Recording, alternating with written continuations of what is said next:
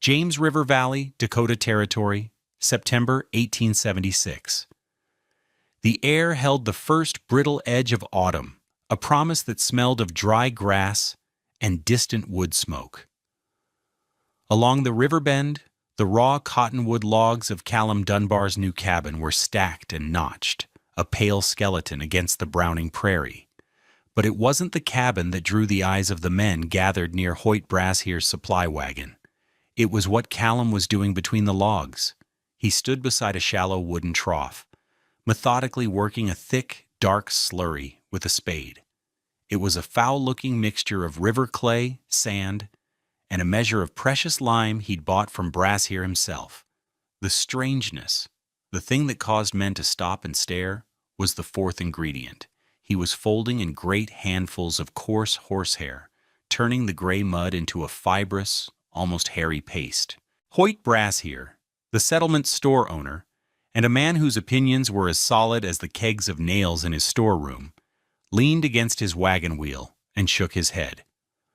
"Dunbar," he called out, his voice carrying easily in the still air. "What in God's name is that concoction? Looks like you're mixing sheep dung paste to hold your house together." A few of the other men, farmers and trappers taking a break from loading supplies, chuckled. Jedediah Morris, a freighter with a face cured by 1,000 miles of trail dust, spat a stream of tobacco juice. "Heard of a mud and stick chimney, but never a hair and mud wall." Callum Dunbar didn't stop his work. He lifted a spadeful of the lumpy mortar, the dark hairs glinting within the gray paste. He said nothing, his focus entirely on the rhythm of the mixing. Brashear, accustomed to being answered, pressed on. "I'm telling you, man, that's foolishness. That mess will shrink and crumble before the first hard frost. You'll have wind coming through those logs like a sieve. You need good, honest clay. Pack it tight, let it dry, and do it again. That's how a cabin is built." He gestured dismissively at the trough. "That's not building, that's just strange." Callum finally paused. He looked at Brashear, his pale blue eyes calm and unbothered. He was a man of medium height, spare and sinewy, with hands that seemed too large for his frame. "It will hold," he said, his Scottish accent thickening the simple words.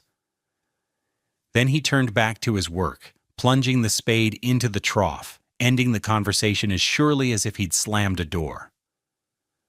The men watched for another minute, then shrugged and went back to their business, leaving the quiet Scotsman to his peculiar madness. The word had already gone around the valley. The new man, Dunbar, was a fool. What did this Scottish harler, a man from a wet, green island of stone and plaster, understand about the physics of a Dakota winter that these seasoned, practical frontiersmen had missed? Before we uncover the answer, and I promise you will learn a principle of thermodynamics that is as relevant today as it was in 1876, take a moment to subscribe to this channel and hit the like button. It helps us bring more stories of forgotten ingenuity to light. And tell us in the comments, what's the most unconventional building material you've ever seen used? Callum Dunbar was not a carpenter. He was not a farmer, nor a woodsman. In his former life in Aberdeenshire, he had been a harler. It was a trade that didn't exist here in the vast, timbered emptiness of the Dakota Territory. A harler worked with stone and lime, not logs and clay. His hands knew the feel of a steel trowel, a plasterer's hawk, the gritty texture of sand, and the caustic bite of slaked lime. Most importantly, they knew the wiry, resilient feel of horsehair. For centuries, Scottish masons had mixed animal hair into their lime renders, a technique for casting a protective, weather-resistant shell, a harling, over rough stone walls. The hair acted as a binding agent, a fibrous skeleton that prevented the plaster from shrinking and cracking as it cured. It was a simple, ancient piece of tradecraft, passed from master to apprentice without fanfare or scientific explanation. It was simply what worked. He had come to America with his wife Elspeth and their two small children, Ian and Fiona, seeking land and a future they could not carve from the crowded stone of their homeland.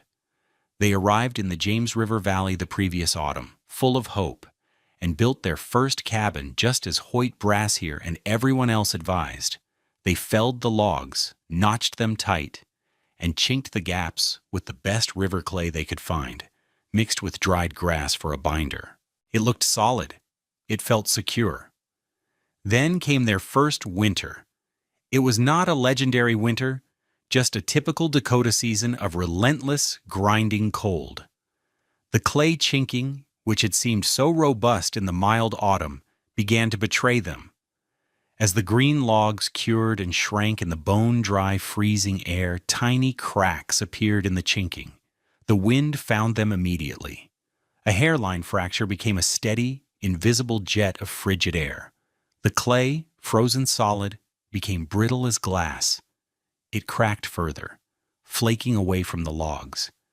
Day after day, Callum and Elspeth would mix new mud, their hands aching with cold, and try to patch the gaps.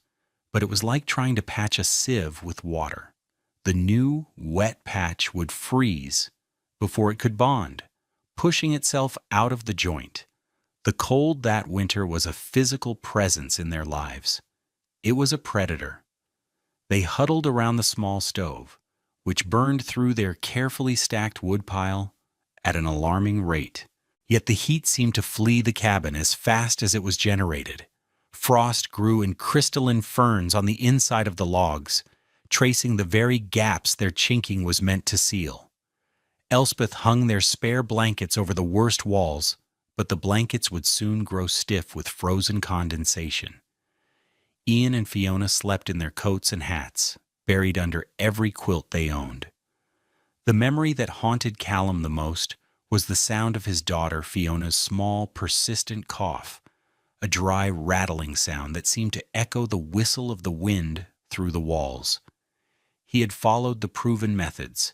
He had used the accepted wisdom of the frontier, and it had failed them, utterly and dangerously. That winter, he swore he would not let his family suffer through another one like it.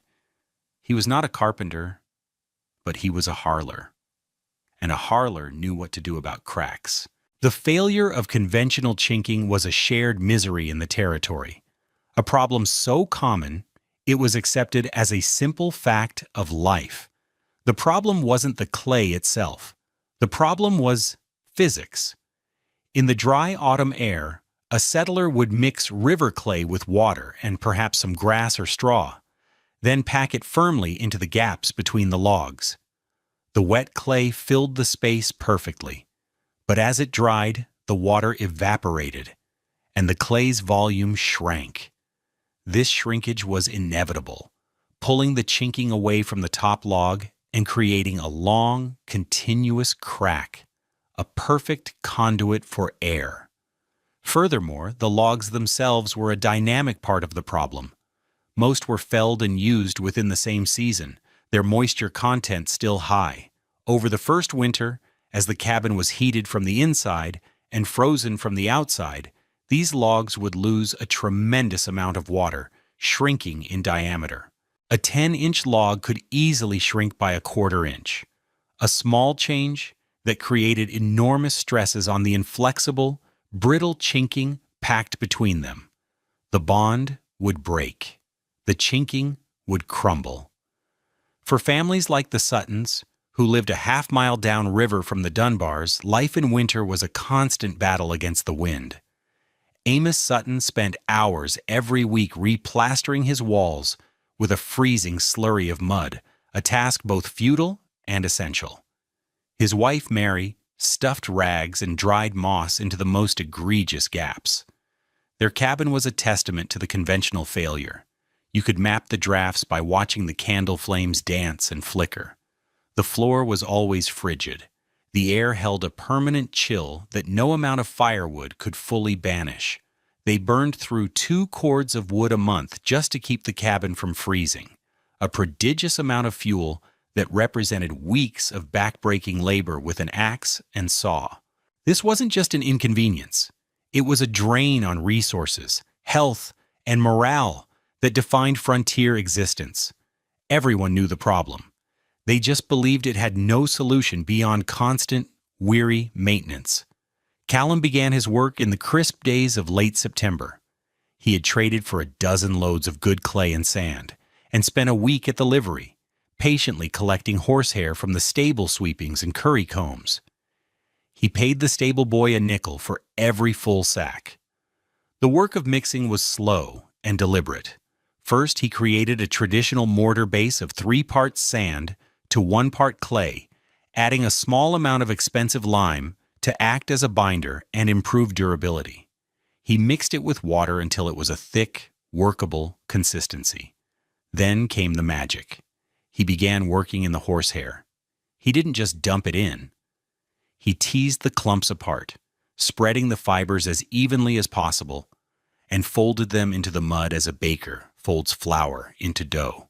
He worked until the slurry was completely homogeneous, a dense, fibrous mass. Hoyt Brasshear's jibe about sheep dung paste was visually accurate. It was an ugly, unappealing material. As he worked, others would stop by. Amos Sutton, on his way to check a trap line, watched for a long time.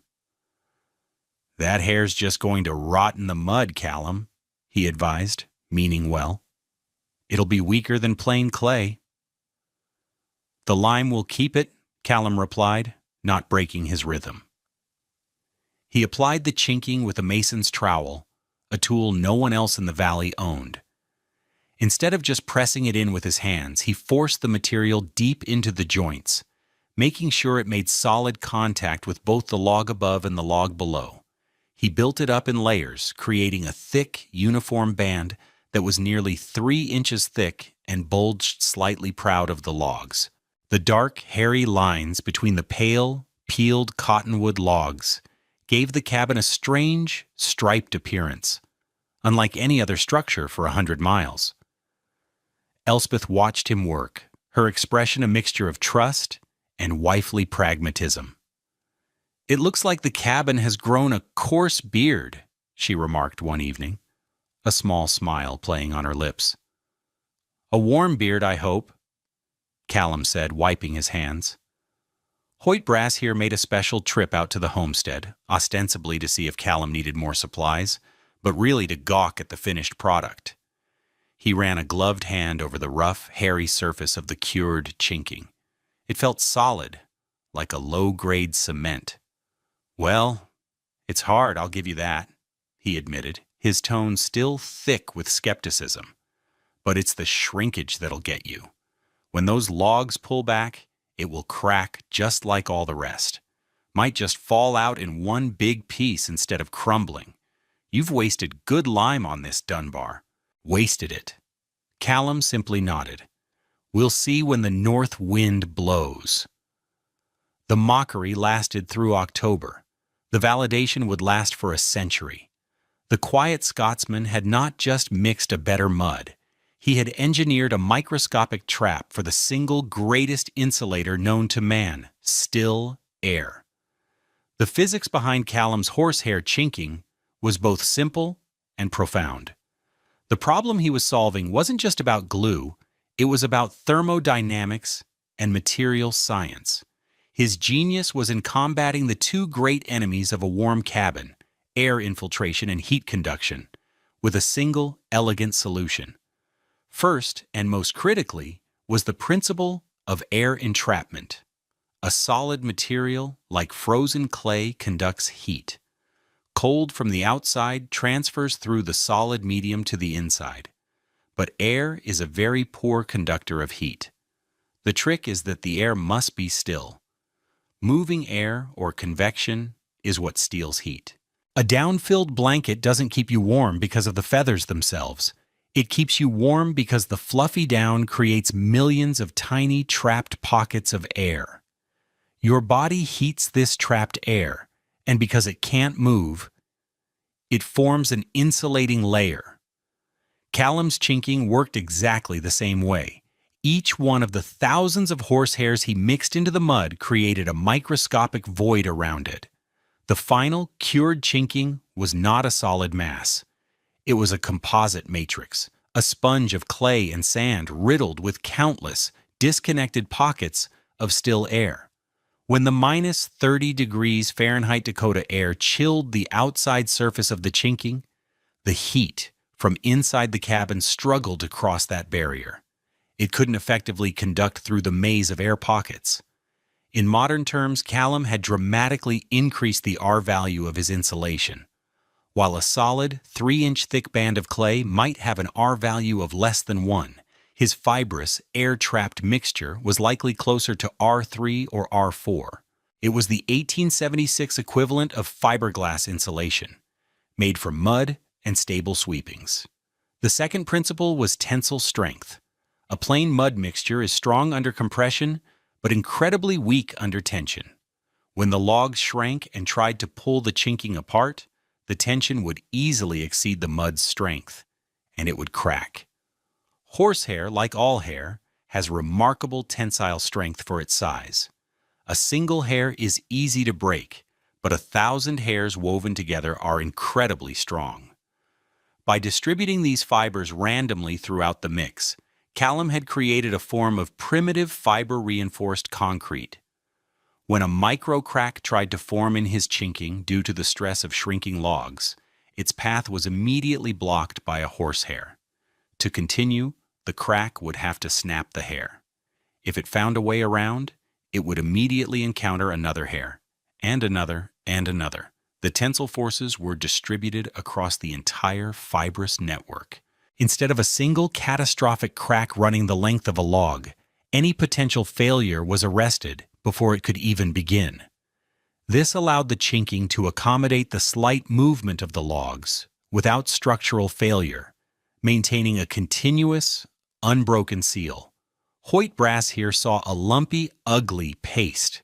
Callum Dunbar had built a high-performance, flexible, insulated composite panel. He had solved the problem. Now all he needed was a winter to prove it. The winter arrived not as a gradual decline, but as an invasion. In the second week of December, a blue norther rolled down from Canada, a vast wall of Arctic air that scoured the plains.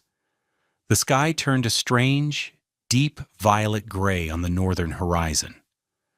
The temperature dropped 20 degrees in an hour. Then the wind hit. It was the first of 3 waves. For 2 days, the wind howled at a steady 40 miles per hour, driving snow so fine it seemed more like sand. The temperature settled at a merciless minus 30 degrees Fahrenheit, a figure that didn't account for the wind chill, which was a number no one had the science to calculate, but everyone could feel on any exposed patch of skin. It was a cold that killed. It found every crack, every pinhole, every weakness. Inside the Sutton cabin, the winter was a roaring chaos. The wind shrieked through the failed Chinking, a constant high-pitched keen. Every 5 minutes, a gust would force its way through the chimney, puffing smoke back into the single room. Mary Sutton had given up trying to stuff rags in the cracks. The wind simply tore them out. They had shoved their bed and the children's pallets as close to the stove as was safe, but the side of the cabin facing the wind was a wall of ice. Water left in a bucket 10 feet from the stove froze solid. Amos was outside for hours each day fighting his way to the woodpile and back, his face a mask of ice, feeding the insatiable appetite of the stove. They were surviving, but just barely. It was a miserable, exhausting existence. A half-mile upriver, in the Dunbar cabin, the world was different. Outside, the same blue norther raged with the same intensity. The wind hammered the north wall, and the air was just as cold, but inside there was a profound quiet. The shrieking of the wind was gone, replaced by a deep, muffled roar, the sound of a distant waterfall rather than an intruder in the room. The air inside was still. Elspeth was at the table, mending one of Ian's shirts. Her thread didn't grow brittle and snap. Her fingers, busy with the needle, were nimble and warm. A small pat of butter sat on a dish on the table, soft and spreadable. Ian, age 7, and Fiona, age 5, were sitting on a rug on the floor, playing with a set of carved wooden animals. They were in their shirt sleeves. The stove glowed with a gentle, steady heat, consuming wood at a slow, measured pace. Callum had to add a new log only every couple of hours, not every 20 minutes. He got up and lit a candle. This was the test he had been waiting for. He walked slowly around the perimeter of the room, holding the candle flame just an inch away from the chinking between each log. He started on the north wall, the one taking the full, direct force of the storm. Elspeth and the children watched, silent. He held the candle near the joint. The flame burned straight up, a perfect, unwavering teardrop of light. It did not dance, it did not flicker, it did not bend. He moved it along the entire length of the log, and then the next, and the next. At every point, the flame was as still as if it were a summer evening. There was no draft. Not a whisper of air was penetrating his hairy, ugly walls. The seal was perfect. The cabin was tight as a drum. He looked at Elspeth and gave a single, slow nod. She smiled, a look of profound relief washing over her face. They were safe. They were warm. The norther held the valley in its grip for 5 days. After the 3rd day, Hoyt Brassier began to worry. He was a businessman, but he was also the closest thing the scattered settlement had to a mayor. He kept a mental tally of who was running low on what. He remembered selling Callum Dunbar only 1 large can of lamp oil.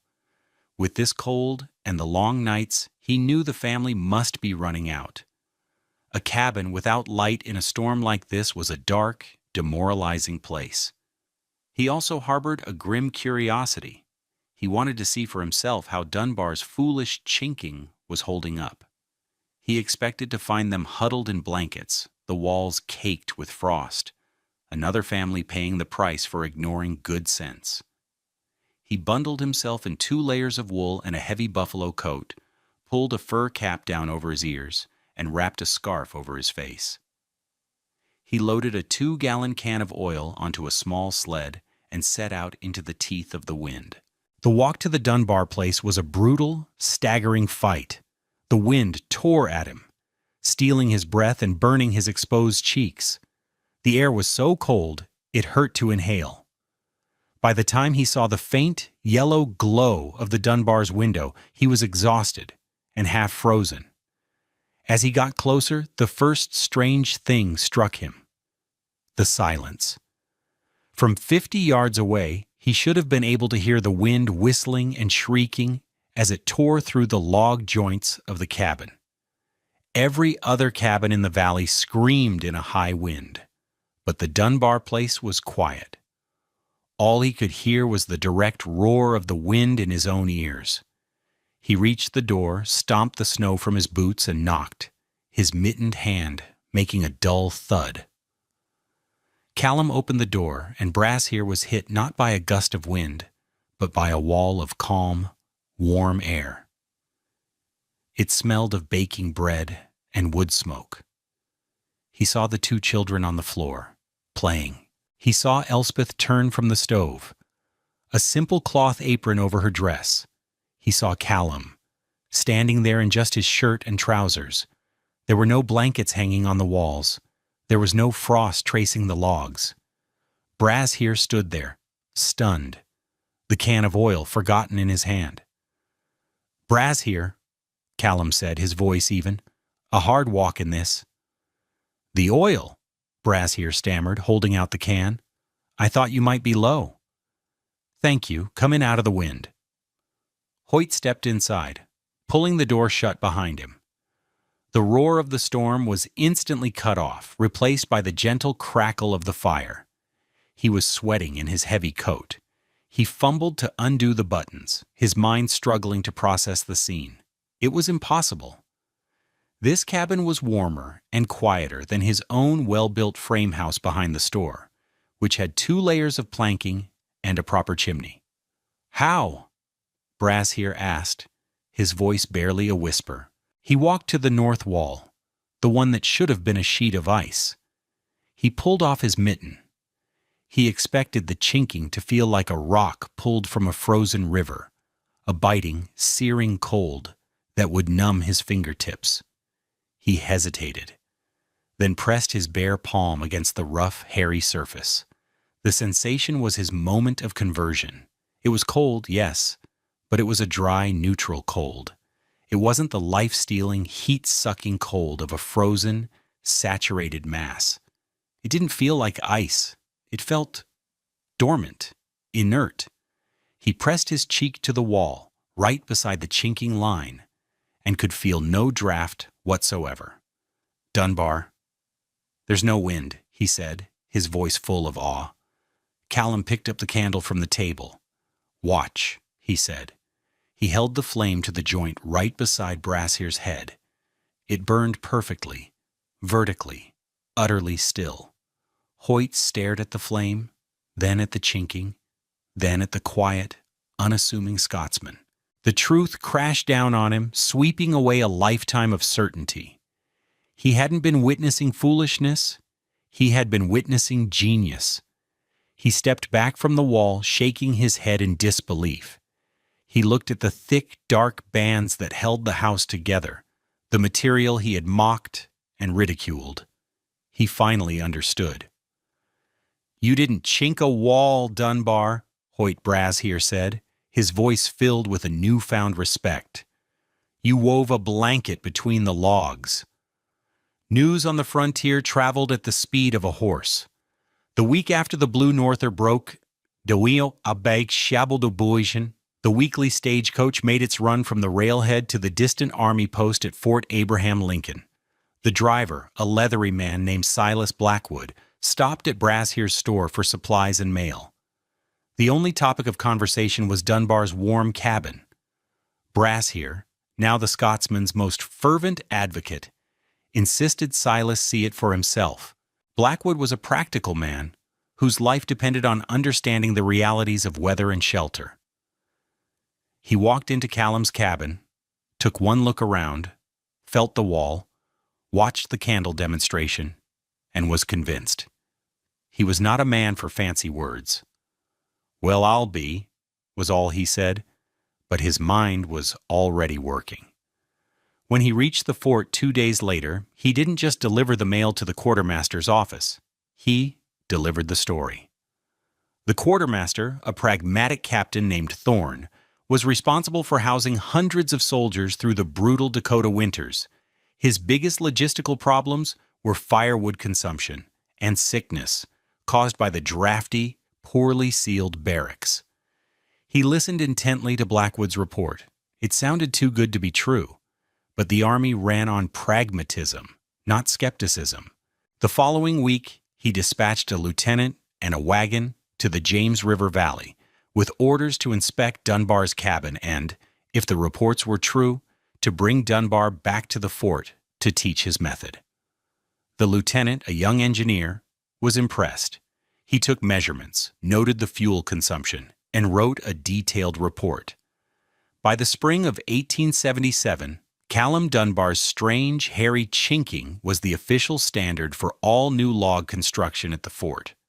The Army had access to plenty of horses and mules, making the supply of hair limitless. The quartermaster's records from the following winter showed a 40% reduction in firewood consumption in the newly chinked barracks, and a significant drop in respiratory illnesses among the troops. The technique, born of one man's memory of an ancient craft, was now military policy.